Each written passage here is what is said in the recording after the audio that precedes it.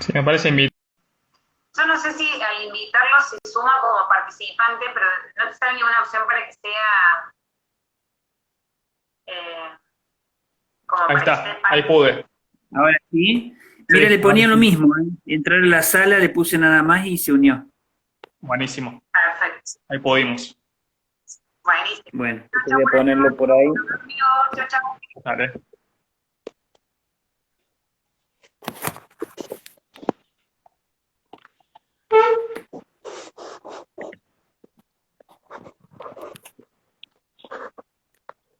Hola Carlos, ¿cómo estás?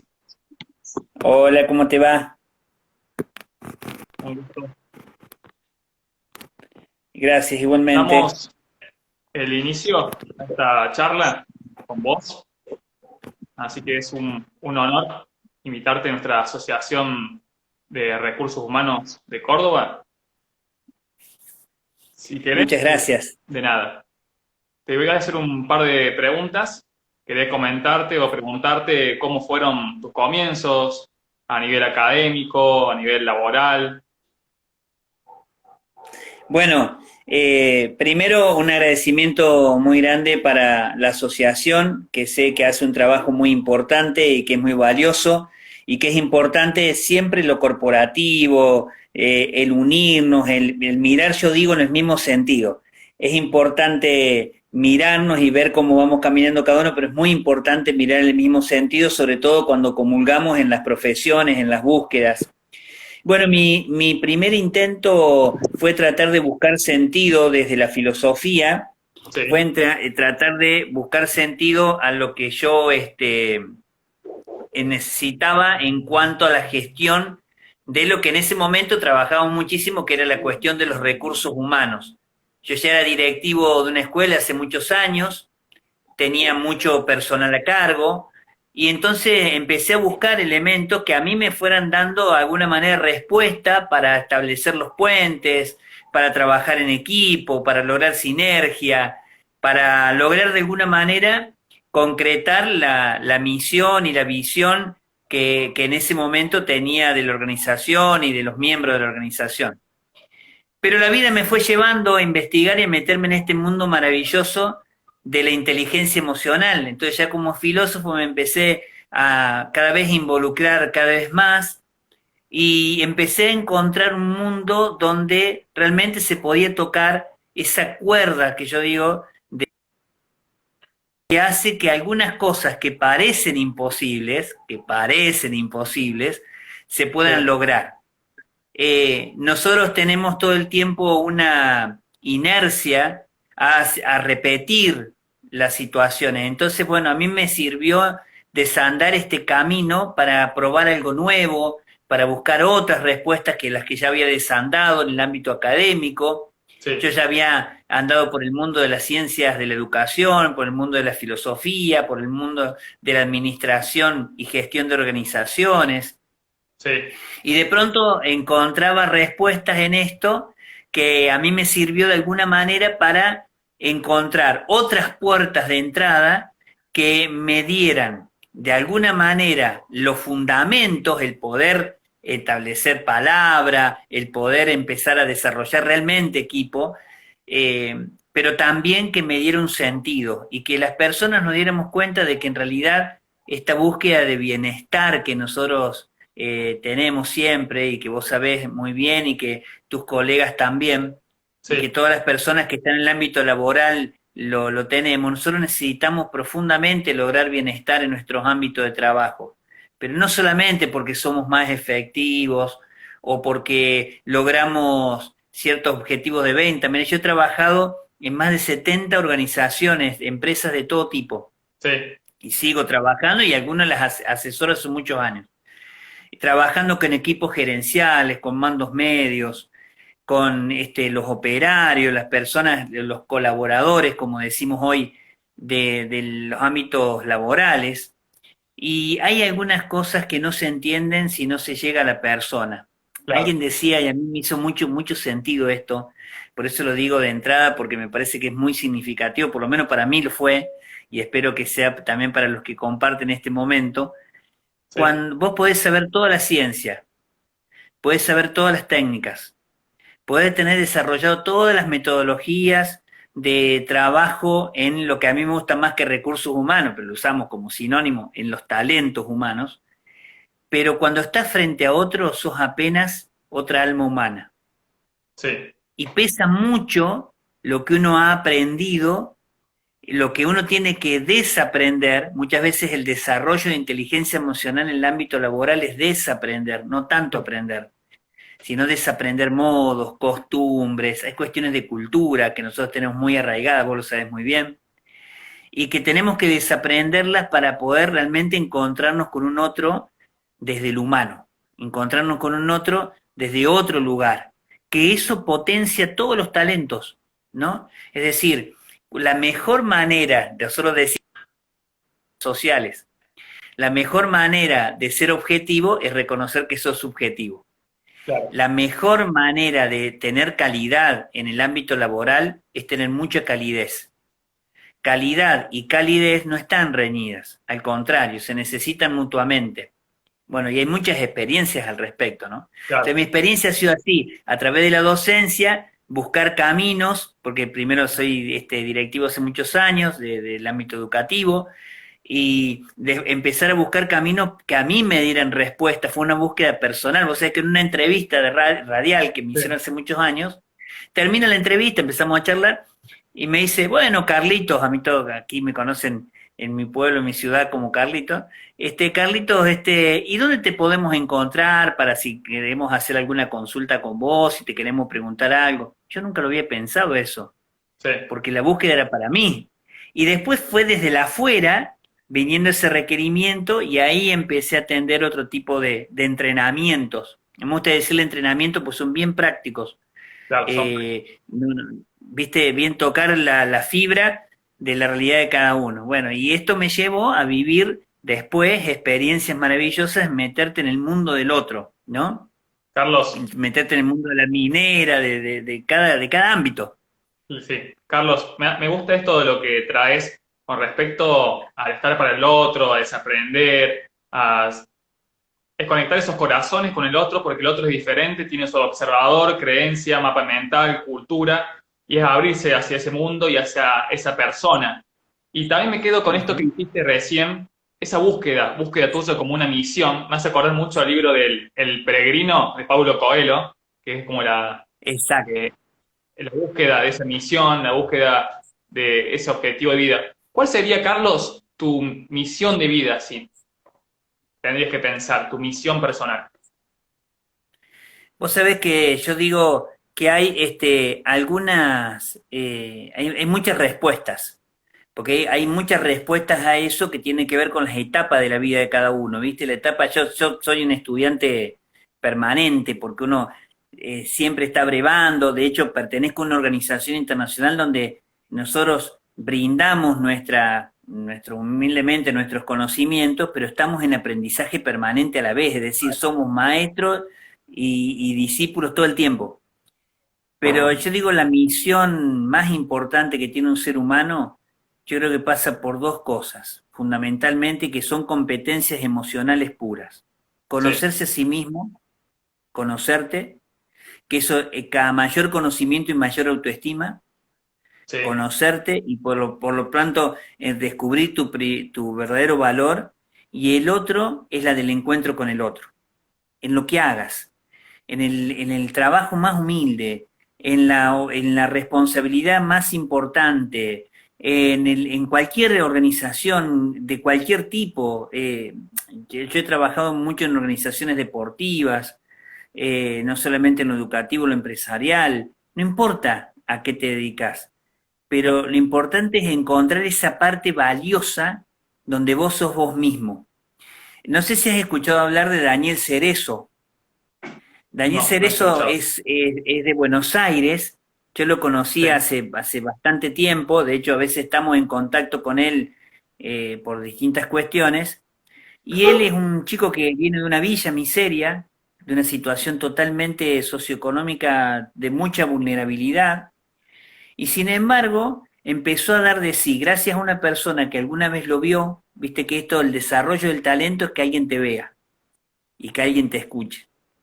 Sí. Entonces, alguien lo vio, alguien lo escuchó y empezó a desarrollar en él el ámbito donde él era más fuerte, que era la música. Y a partir de la música él empieza a trabajar lo social, hasta que en un momento él comparte una charla con un dueño de una empresa Sí, y le dice, che, Daniel, venite a trabajar a recursos humanos, que yo quiero. Dice, ¿qué voy yo si yo no sé liquidar sueldos, yo no sé hacer nada? ¿Qué claro. quiere que vaya a hacer recursos humanos? Dice, no importa, eso lo aprendés, pero vos sabés estar con la gente, yo quiero que vos estés con la gente, que lo que vos haces en el barrio lo hagas en mi empresa. Y así se generó algo que lo que él ha trabajado muchísimo, que es la gerencia de la felicidad. Mirá, Mira vos. gerencia de la felicidad, ¿no? Entonces, en el ámbito de la empresa, que se llaman los PAES, es de Buenos Aires, es una textil, Sí, desarrolla la gerencia de la felicidad. Es decir, y en este momento, yo cuando empecé a hablar de inteligencia emocional, hace muchos años, era más o menos como decir algo que no tenía mucho regambre científico. Si bien en el 95 ya empezó Daniel Goleman a trabajarlo, claro. no se hablaba en recursos humanos de estas cosas. Decía, ¿cómo lo medís? ¿Y cómo lo valorás?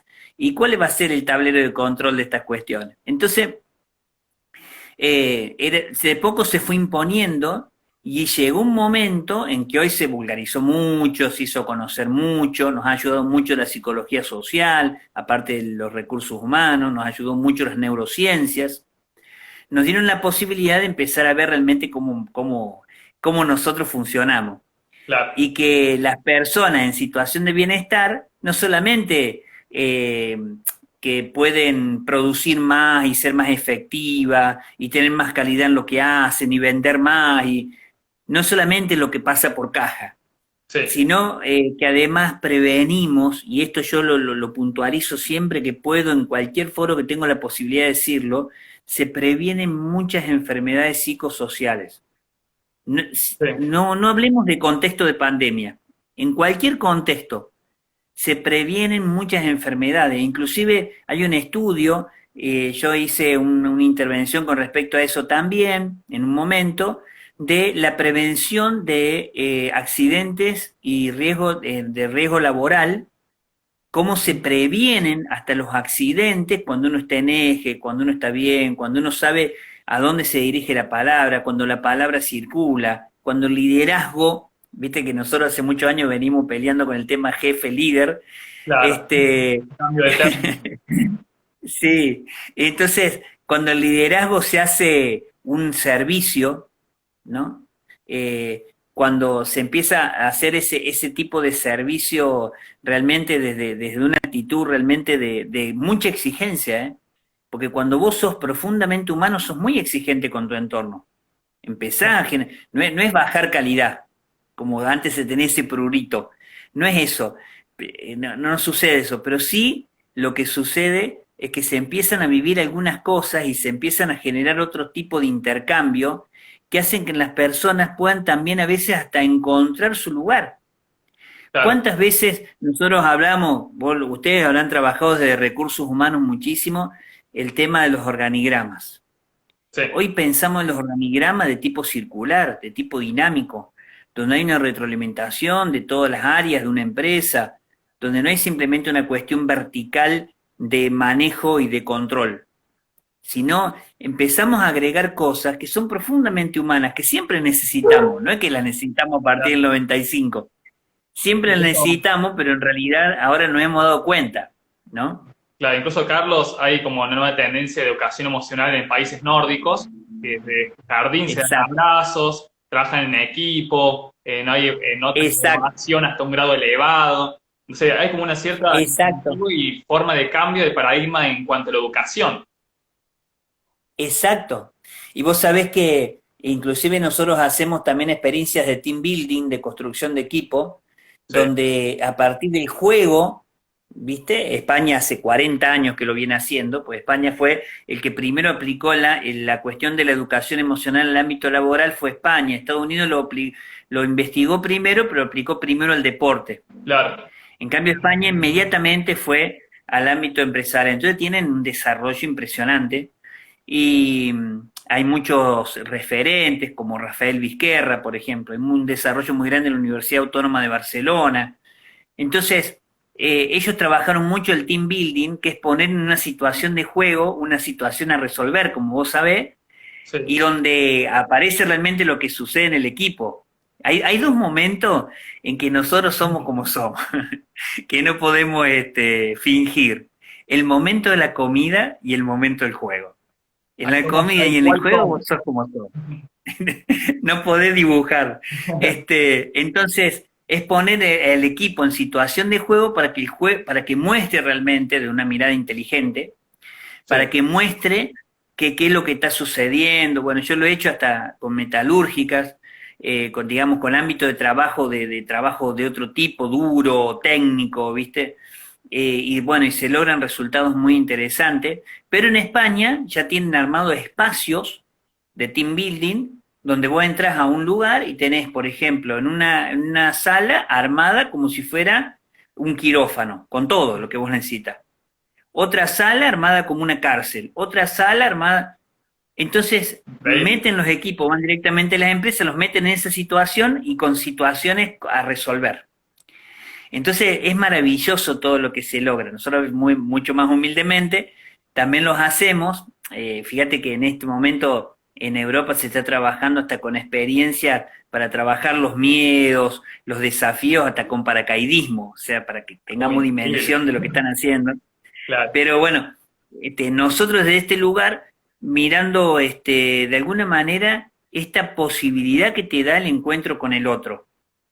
Eh, Nosotros el disco duro emocional nuestro se arma de los cero, del momento de la concepción hasta los 7 años. Sí. Lo que vos sos emocionalmente, los centros límbicos, las relaciones más importantes que se dan a nivel neuronal en la parte emocional nuestra, en nuestro cerebro, se arma en esa primera infancia. Todo lo demás es desaprender, aprender o reaprender esas cuestiones. En el juego aparece nuestra infancia, dejamos de jugar cuando nos olvidamos que somos niños. Claro. Entonces, Carlos, en el había- juego sí. caen esas, ¿viste? Esos bloqueos, esos filtros que ponemos, nos ayuda mucho, la verdad. Es como que en el juego sale la esencia de uno mismo, de ese inconsciente puro, ese yo interior de niño, sale a la luz, para Exacto. demostrar tal cual somos. Exactamente, Carlos, exactamente. te hago una pregunta. Y esto que decís recién, se forma la mayoría del sistema emocional de nuestro cerebro en la infancia, como decís. Sí, sí. Y después, esos patrones emocionales, ¿es fácil o difícil modificarlos a través de los años en la madurez, adultez?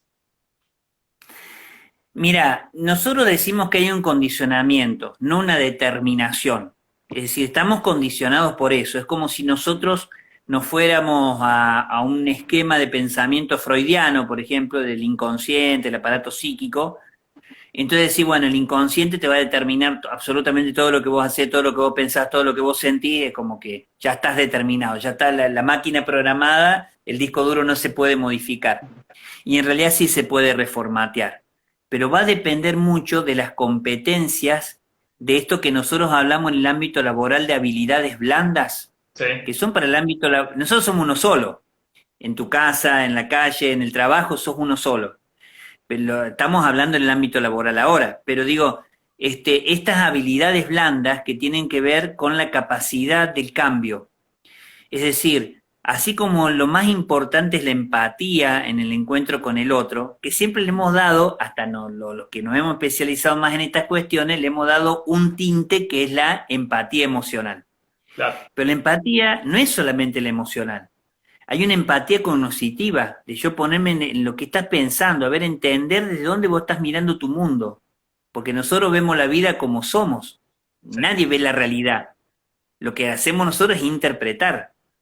Y lo que nos quedamos es con la interpretación nuestra, generalmente. Entonces, El famoso dicho, Carlos, de el vaso está en la mitad de agua, uno lo ve medio lleno o medio vacío, depende de la perspectiva observador de cada persona. exactamente, exactamente.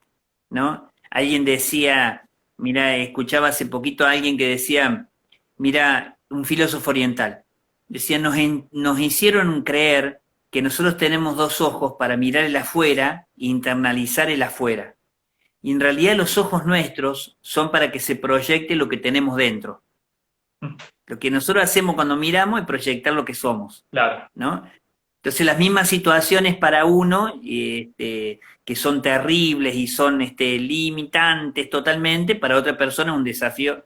Bueno, y así, es decir, ¿dónde está la importancia en esta cuestión de la empatía, del conocimiento y de la empatía, pero con una capacidad de revisión y evaluación permanente? Que es justamente lo que yo critico fundamentalmente del sistema educativo. Imagínate, yo hace 28 años, 29 casi, que estoy en el ámbito escolar, es decir, toda mi vida, y siempre vi esa falencia. A nosotros nos enseñaron que evaluar era ponderar con un número, que era marcar errores, que evaluar. A nosotros no nos gusta la palabra evaluar, ¿viste? Nos gusta. En las empresas, el equipo de calidad, el que certifica calidad, es el enemigo público número uno muchas veces, porque él el que viene a ver si hiciste bien las cosas y si no le hiciste, y generalmente uno está mirando el error que cometió, lo que no hizo como lo tenía que hacer. claro. Pero en realidad es una posibilidad de crecimiento el darme cuenta de la falencia. La falencia es una posibilidad. La evaluación es un momento de aprendizaje. Tal cual. No mide nada. No mira nada. Uno puede, es muy difícil medir desde la inteligencia emocional. Por eso, ¿dónde está la clave? En la flexibilidad. Y vos lo ves en las entrevistas preocupacionales hoy, empezamos a mirar fundamentalmente el tema de la flexibilidad. Antes había ciertas cosas que en una entrevista vos ibas directamente al perfil de puesto, ibas directamente a la función que vos querías que esa persona cumpliera, a la experiencia. Pasamos de pensar en capacitación y medir títulos a medir experiencia. Ninguna de las dos cosas nos dieron muchos resultados, y Claro. entramos a mirar un poquito más, ¿no? Hay un video muy interesante, que Sí. también es muy interesante, que se llama Ser madre es un plus, y que justamente muestra todas las competencias laborales de una mujer que no las adquiere en otro lugar que no siendo mamá, Claro. ¿no? La flexibilidad, la planificación, el asumir riesgo, la toma de decisiones permanente, en su propia experiencia de vida. Es decir, nosotros tenemos mucho bagaje, nada más que no nos damos cuenta. Claro, Carlos, y es como que da en cierta ironía el sistema educativo de sancionar al que se equivoca o no cometer errores o a no fracasar, porque después en la vida, a partir de las experiencias, es cuando uno en ese proceso aprende. Exacto, exacto. Mira, hay un libro de John Maxwell, que es un pensador que está muy de moda en este momento y que, bueno, es realmente muy brillante y es muy interesante escuchar las conferencias. Hay mucho en YouTube, mucho vulgarizado de él. Tiene un libro que cuando yo lo leí, ya el título me despertó algo interesante, ¿no? Que dice, a veces se gana, a veces se aprende. Muy bueno, muy No se bueno. pierde nunca. Claro, El título del libro, fíjate, ¿no? A veces se gana, a veces se aprende. Nada más, no se pierde. Pero tenés que capitalizar eso para poder tener una mirada un poquito más profunda, inclusive para superar la frustración de aquellos que están a cargo en tu profesión, los equipos de recursos humanos de cualquier organización. Muchas veces pasamos por experiencia. Yo he sido jefe de recursos humanos en el ámbito también público. Entonces, a veces vos pasás por situaciones de mucha frustración. sí, Y yo estoy seguro que ahí hoy nos están escuchando de la asociación y muchos colegas tuyos. Son aprendizajes. No tenemos todas las respuestas, pero sí podemos tener la capacidad de búsqueda. Y nos falta como profesionales la interconsulta que otras empresas tienen, claro. que otras, profesiones tienen. Entonces, ¿a vos no te llama la atención que un médico que tiene tal especialidad hable con otro médico que tiene tal otra especialidad? Esa interconsulta ya está aceitada. Sí. Entre nosotros todavía tenemos ese prurito, por eso es tan importante las asociaciones como la tuya. Tenemos todo ese prurito de decir, che, no sé, la verdad que busqué y todo lo que yo sé, mi experiencia, en esta situación puntual, con estas personas, con este equipo, no sé, porque la debilidad también enseña, como decía Fernando Oneto, un filósofo, ¿no? El decir no sé te abre un mundo, El decir yo sé todo te cerró todos los mundos. Y sí, Carlos, Acá el que gana es el que busca, no el que encuentra, ¿no? el que busca y como decís vos, flexible los cambios y una mente abierta a decir que no sabe y a cuestionarse un montón de cosas en la vida, porque uno cuando se cuestiona, se hace preguntas, es cuando aumenta su capacidad creativa para buscar soluciones. Exactamente, exactamente. A mí me ha pasado, y seguramente a vos y a muchos que nos están acompañando en este momento o que van a ver después este video, nos ha pasado muchísimas veces de encontrar respuestas donde no la buscas. Claro, En personas, ¿no? A veces las personas más humildes, más sencillas, ¿no? Hay cosas que seguramente a vos te dijeron tus abuelos, tus padres, las personas significativas de la vida, que te dicen cosas que en el momento no las entendés. sí, Pero después con la rumia que te da el tiempo, decís, ah, ya, ahora me cayó la ficha. hay que chocarse para aprender. Exacto. O sea, hay una parte experiencial. Por eso vos recién lo nombrabas a Coelho. A mí también me gusta muchísimo y de hecho lo uso en los entrenamientos, de que que es el manual para subir montañas de Coelho. Sí, Y que va contando todos los pasos. De hecho, yo soy parte de una organización que se llama En Línea Positiva, sí, que es una organización mundial, y, y cuando planteamos este año nuestro diplomado en inteligencia emocional y coaching, trabajamos, desde el primer punto fue ese, trabajar este manual para subir montañas, que no tiene nada que ver con la ciencia, ¿no? Como claro, todo lo que hace Pablo Coelho, pero que tiene una mirada de decir, bueno, a ver, primero tiene pasos ese subir la montaña, primero elegí la montaña que vas a subir. sí, Fíjate en la planificación estratégica de la que hablamos tanto, o del tablero de control, o de, bueno, todas las cuestiones técnicas a veces que usamos en recursos humanos y que usamos en los equipos. Lo primero es elegir cuál es la batalla que vas a dar, porque vos podés dar todas las batallas, pero podés dar de a una. de a uno. ¿Cuál es la batalla? ¿Cuál es la montaña? Después empezar a caminar, darte cuenta que vas caminando con otro, darte cuenta de que te cansás, que hay cuestiones que te fatigan. Mira, yo creo que en este tiempo, y de hecho lo hemos pensado también algunas veces y lo hemos compartido con muchos colegas, hoy en este tiempo de pandemia, en este contexto, en esta situación, el cansancio tiene un lugar distinto a lo que ha tenido siempre. Sí, Entonces dice, cuando te canses, no te enojes con el cansancio. Si estás cansado, sentate y disfruta el paisaje. Mirá también lo que hiciste. Oh, me falta un montón. Sí, pero mirá hasta dónde llegaste. claro, Y ahí está lo del medio vaso que vos decías, ¿no? claro. Y es Como como, alguien que decía, cuando me preguntan con qué me quedo de mi vida, ¿con el medio vaso lleno o con el medio vaso vacío? No, yo me quedo agradeciendo que tengo un vaso. tal cual, hay que Entonces, agradecer por lo que uno ¿viste? tiene. Entonces, claro. Y después cuando llegás al momento, a la cima, dice Pablo Coelho, mirá todo lo que hiciste, agradecé y ponete otro desafío, Sí, porque la vida es eso, ¿no? Es como decía también este, eh, un pensador latinoamericano, que ahora no me viene el nombre, que decía, yo voy buscando mis metas, voy buscando mi desafío como si buscara el horizonte. sí, Pero cuando camino, el horizonte se aleja un poquito más. Sigo caminando, galeano. está Cuando bien. sigo caminando, el horizonte se aleja un poco más. Sigo caminando, ¿para qué sirve entonces? Para eso, dice, para seguir caminando.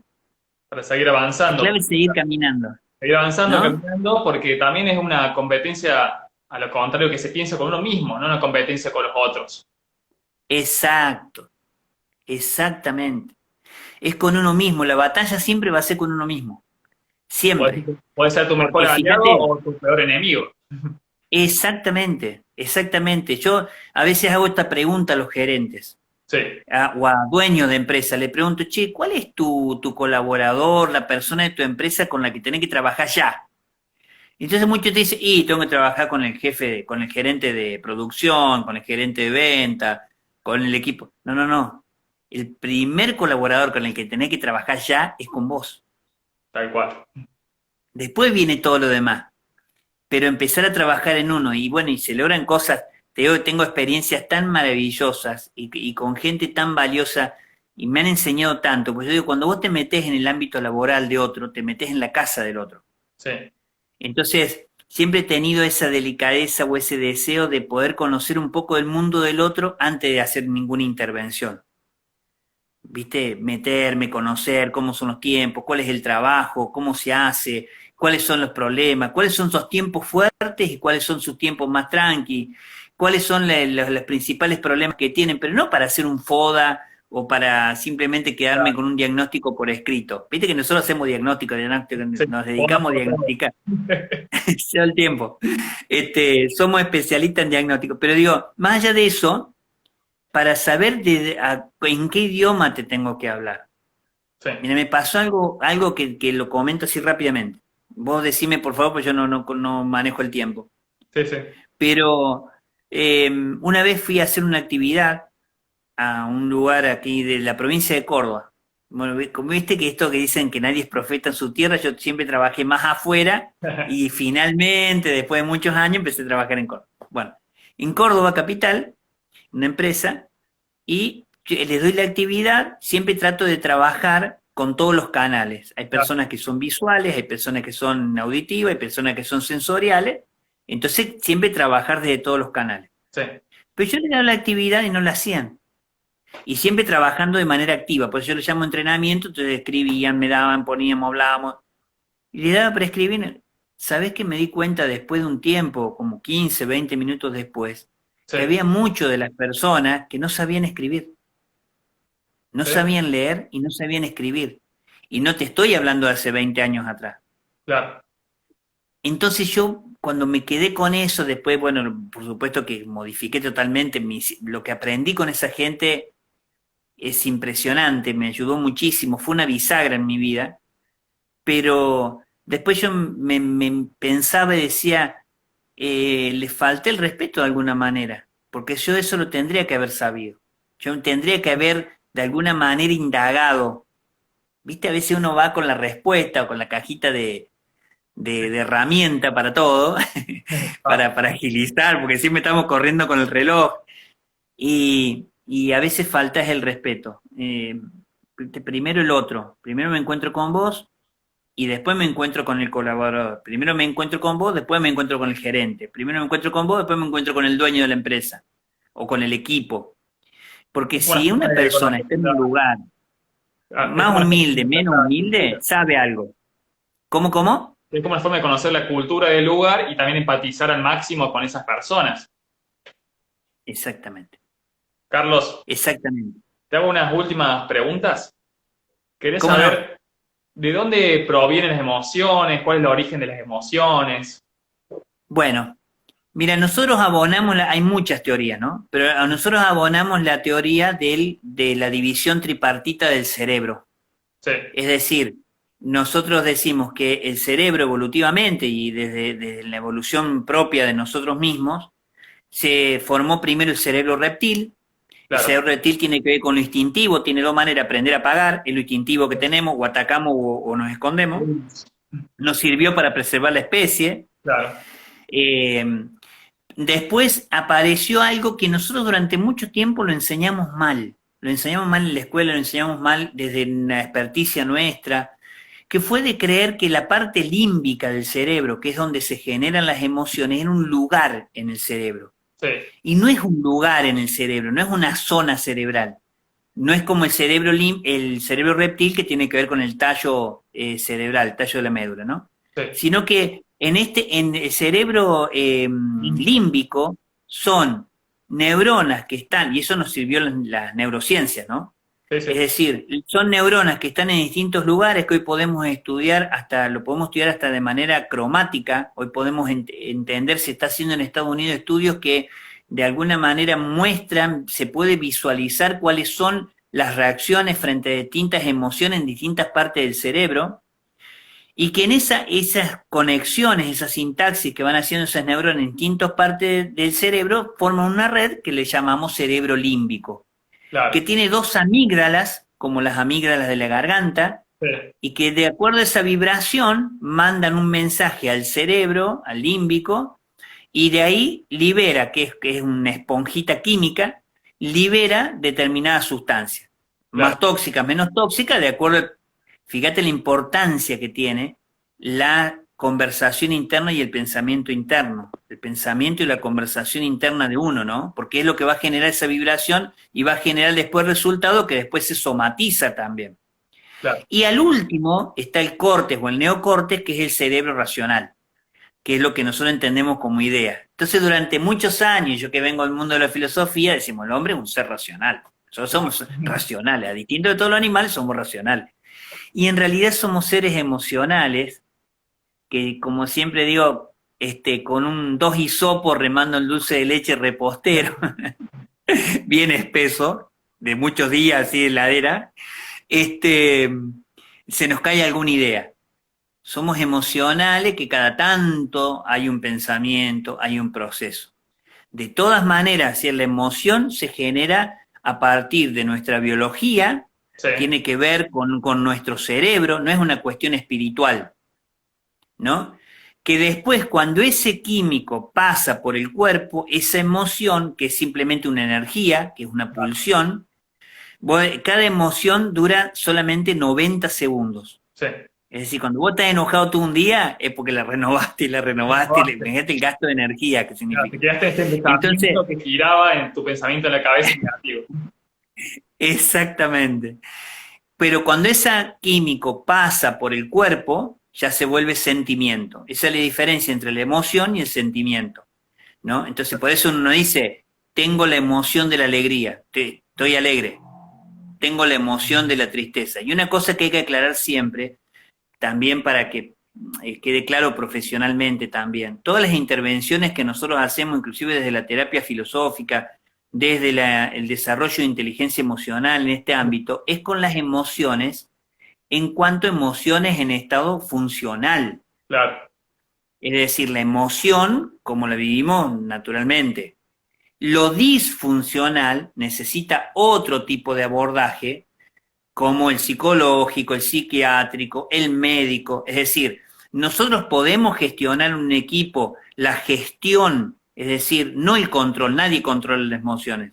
La emoción no se puede controlar, simplemente está, simplemente sucede. Se gestiona. Pero sí, ¿qué hacemos con eso? ¿No? Exacto. Lo podemos gestionar, la emoción, la tristeza, pero no podemos gestionar la depresión. Claro. La depresión, que es la misma emoción en estado disfuncional, necesita otro tipo de abordaje. Otro tipo de abordaje. Nosotros podemos... ¿Cómo?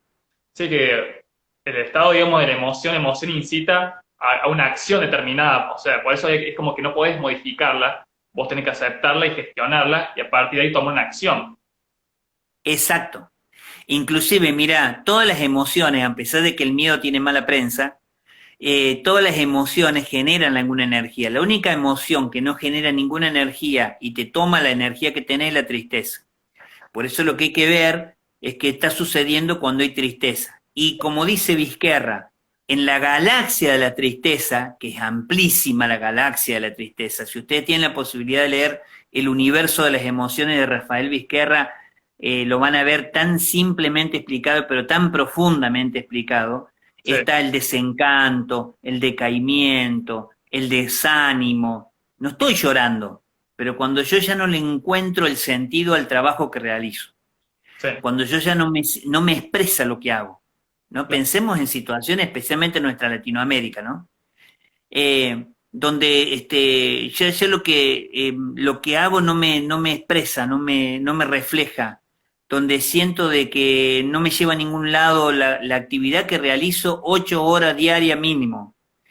Entonces aparecen esas emociones en danza y eso después se transmite en los climas laborales. Claro. Por eso es tan importante el trabajo de esto, porque no es una cuestión solamente individual. Yo estoy mal y ya está, estoy yo mal. Listo, yo me la banco, es mi cuerpo, mi vida. Sí. No, vos impactás sobre los otros. El primer libro de autoestima, de autoayuda, cuando se empezó a hablar hace 40 años atrás de autoayuda, que me acuerdo que llegó uno de los primeros que empezaban a traducirse, que venían de Estados Unidos, se llamaba Yo estoy bien, tú estás bien. Yo estoy bien, tú estás bien. Es decir, yo estoy mal, tú estás mal. Impactamos sobre los otros. Tal cual. Desde lo que Daniel Goleman entendió de cómo funciona nuestro cerebro, no es tampoco una cuestión espiritual, sino de cómo funciona nuestro cerebro con lo que él descubrió de las neuronas espejo. Sí, Es decir, esa lectura cerebral que hacemos continuamente y nos usamos como espejo. Por eso, en una empresa, en el ámbito laboral, en un equipo donde todo es grave, estamos en problemas. claro, Y donde nada es grave, estamos en problemas. La también. estamos leyendo mal. Hay una lectura que estamos haciendo mal. Claro. Carlos, para ir finalizando, muy lindo todo lo que has comentado, lo que hemos conversado. Quería saber qué actividades estás realizando en línea positiva y cuáles son tus proyectos, actividades a futuro. Bueno, muchas gracias. Yo en modo personal, aparte de la organización, lo que hago es, mira, se fue dando también un giro en cuanto a la actividad. Lo primero, en mis primeros años, lo que trabajé fue mucho con organizaciones. Sí, Trabajé mucho y hoy se está volcando mucho al acompañamiento personal, al desarrollo de inteligencia emocional en el ámbito personal. Es decir, a veces he hecho intervenciones en empresas que luego se trabajó, queda un acompañamiento, ¿no? Con personas concretas de esa empresa, sí, ¿no? En cualquier lugar. Trabajando con objetivos, con plazos, etcétera, con objetivos de desarrollo personal. Pero también en el ámbito de lo académico, de lo comunitario, esta pandemia también fue una posibilidad dentro de eso de conectar con personas en el mundo. Yo creo que si no hubiera estado esta situación nunca lo hubiera conocido, ¿no? Entonces empezamos a establecer esos vínculos entre profesionales. Ahí sí surgió En Línea Positiva, que es esta organización de desarrollo personal, humano y personal, y que empezamos a trabajar en algunos soportes, como hay profesionales muy valiosos, está dividido como en tres partes, en habla hispana, habla sí, inglesa y habla francesa, porque la sede está en Francia. Estoy con la CEO de allá de la organización, Vanessa Maneiro, que es una mujer brillante y muy valiosa. Ella y su esposo empezaron a gestar toda esta cuestión y a conectarnos entre nosotros. Debemos ser más de 60, yo creo que en este momento muchos más de habla hispana, de sí. todo el mundo que estamos relacionados. Y yo en este momento estoy desarrollando el diplomado de inteligencia emocional y coaching, Muy bueno. que tiene toda la parte esta del desarrollo de inteligencia emocional, lo estoy haciendo con ella, con Vanessa Maneiro, y ella trabaja la parte de coaching, porque es master coach y todo eso, ¿no? Yo Claro. no soy coach. Entonces, toda esa cuestión la trabajamos a través de un diplomado internacional con un diploma que tiene validez en 170 países, es decir, con todo el rigor de lo científico, de lo académico, y que se trabaja a través, por supuesto, de plataforma, ¿no? Y de clases, lecciones, le llamamos nosotros, grabadas, ¿no? Claro. 180 horas de grabación. Bueno, esa es una parte.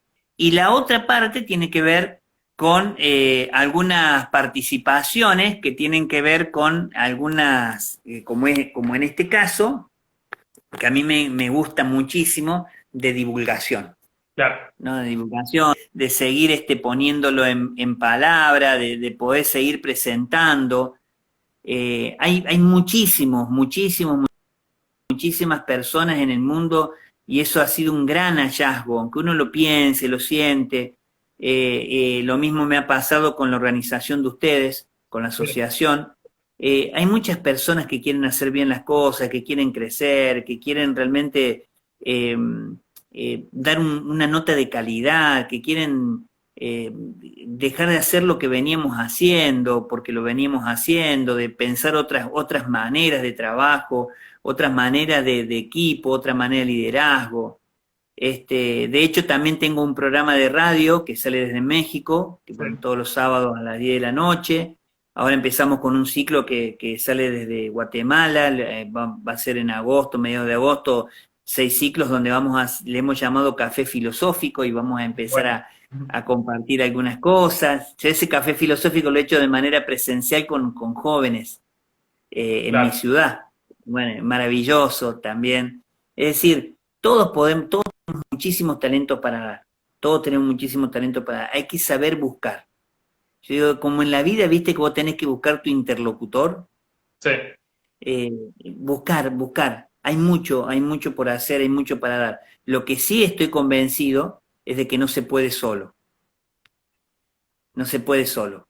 En la vida, en el ámbito profesional, en las relaciones, nosotros necesitamos del otro. Y ninguno de nosotros es tan pobre que no tenga nada para dar, ni tan rico que no tenga nada que recibir, ¿no? Y claro. por eso lo retroalimentado es muy importante. Acá vino una venezolana hace 40 años atrás, no, estoy diciendo cualquier cosa. Yo tengo 29 en la escuela, suponete 28 años atrás, Sí, que ya hablaba de estas cosas en ese momento. Nos vino a dar un taller. Nosotros tomamos nota, venía de Miriam Heller. De hecho todavía está viva y yo la sigo. Nosotros tomamos nota, escribíamos, pero no la entendíamos. Ella ya hablaba de estas cuestiones en ese momento, ¿no? Entonces no es un pensamiento y es lo que hacemos en línea positiva, lo que yo hago en la práctica también personal de la profesión. sí, No es una cuestión, un manual de instrucciones, no es tampoco un recetario de situaciones. Frente a esta situación tenés que hacer esto. ¿Viste? Después hablamos, pues, che, resolución de conflictos. Bueno, vamos al modelo Harvard. Vamos al modelo Harvard porque es un modelo bueno, está bien experimentado, ha sido de alguna manera validado en la experiencia. Todo lo técnico está espectacular, tal cual. pero después tengo que saber del otro. Mira, alguien me decía Sí, que hoy para enseñarle matemáticas a Juan hace falta saber matemáticas, pero hace falta saber mucho de Juan. Y eso pasa en todos los ámbitos, ¿no? tal cual. Carlos, un gusto. Mil gracias por haber tenido esta charla con vos. Fue muy productiva y muy fructífera. Tus redes sociales, ¿las querés mencionar? Así te puedes seguir. Bueno, en Facebook Carlos Ábalos, en Instagram y en LinkedIn, lic.carlosábalos, y ahí me van a encontrar las experiencias y bueno, siempre a disposición. Bueno, muchas gracias. Un gusto, Carlos, que nos ha comentado sobre la inteligencia emocional, la importancia que tiene en nuestras vidas. Así que estamos viendo pronto. Gracias a todos los docentes. Nos estamos viendo. Saludos. Muchísimas gracias, muchas gracias. Adiós.